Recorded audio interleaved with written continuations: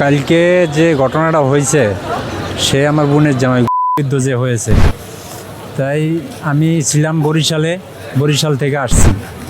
এখন আয়সা শুনি যে অপারেশন চলতে আছে। আমি আসছি দুপুরে 2টা বাজে।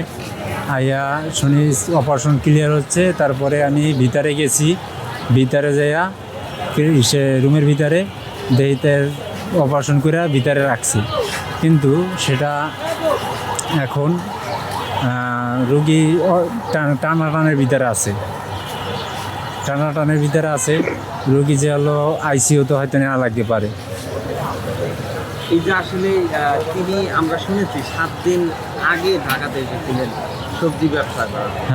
হ্যাঁ 7 দিন আগে আসছে। হ্যাঁ 2টা ছেলে আছে, ছেলে 2টা নিয়ে আসছে। যে পারিবারিক ব্যাপারে মনে করেন অর্থ সম্পদ নাই, স্বাভাবিকভাবে চলাফেরা করে, কিন্তু যে সে গরিব কলি চলে। সে আসছে যে ব্যবসা বাণিজ্য করবো, তরকারি ভ্যানে বেচাকেনা করবো, তাই জন্য আসছে। কিন্তু আয়সা তো এই হয়েছে আমার।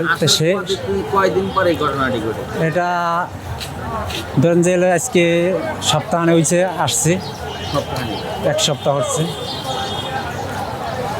এই যে বিষয়টি ঘটে গেল, আসলে এটি আপনারা সরকারের কাছে কি বলবেন, কি চাইবেন? কি বলবো, তারা যদি কিছু করে এটাই তো অনেক কিছু, আর যদি না করে তাহলে কেমনি কী করুন। এই সমস্ত লোকে তো মনে করেন, এই সমস্ত আমার দুলাভাই লাগে সে, কিন্তু এ সমস্ত লোক তো মনে করেন কোনো রাজনীতিও তো নাই, কোনো কিছু তো জড়ানিও নাই যে তার পিছিয়ে কেউ দৌড়াইব। সে স্বাভাবিক লোক। এই যে এখন যে ঘটনাটি ঘটে গেছে, আসলে তার চিকিৎসা করার মতো পরিবারের সেরকম সামর্থ্য নাই। আসলে সরকারের কাছে একটু সহযোগিতা করা চাচ্ছেন? হ্যাঁ চাচ্ছি। একটু বলবেন। এখন যদি সহযোগিতা করে তো তাই তো ভালো, কারণ হলে আমার দুলাভাই যদি ভালো হয়, সে কাজ কাম করে খাইতে পারবো আশা করি।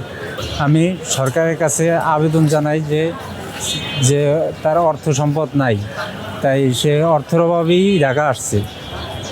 তাই যদি সরকার সহযোগিতা করে তা করব। জীবন বাঁচানোর জন্য সে ঢাকা আসছিল, কিন্তু সেই জীবনই ধ্বংস হয়ে গেছে। এই যে এখন তার যে 2টি ছেলে রয়েছে, আসলে তারা কেমন আছেন যদি একটু বলতেন? তারা তো এখন দৌড়াদৌড়ি অবস্থায় আছে। তারা তাদের সেন্স এখন হিসাবে উলটপালট। তার বাপ অপারেশনের পরে আসলে আপনার দুলাভাই তিনি কেমন আছে আপনি দেখেছেন? দেখছি এখনও স্যালাইন চলতে আছে, অপারেশন করে রাখছে আলাদাভাবে, স্যালাইন চলতে আছে। তার চিকিৎসা স্বাভাবিকভাবে চলতে আছে। 24 ঘন্টা না গেলে বলা যাবে না কিছু। তারা বলতেছে এইটা এখনো জ্ঞান ফেরে নেই নাকি? এখনও জ্ঞান পেরে নেই। ডাক্তার কি বলেছে? ডাক্তার বলছে 24 ঘন্টা না গেলে কিছু বলতে পারবো না।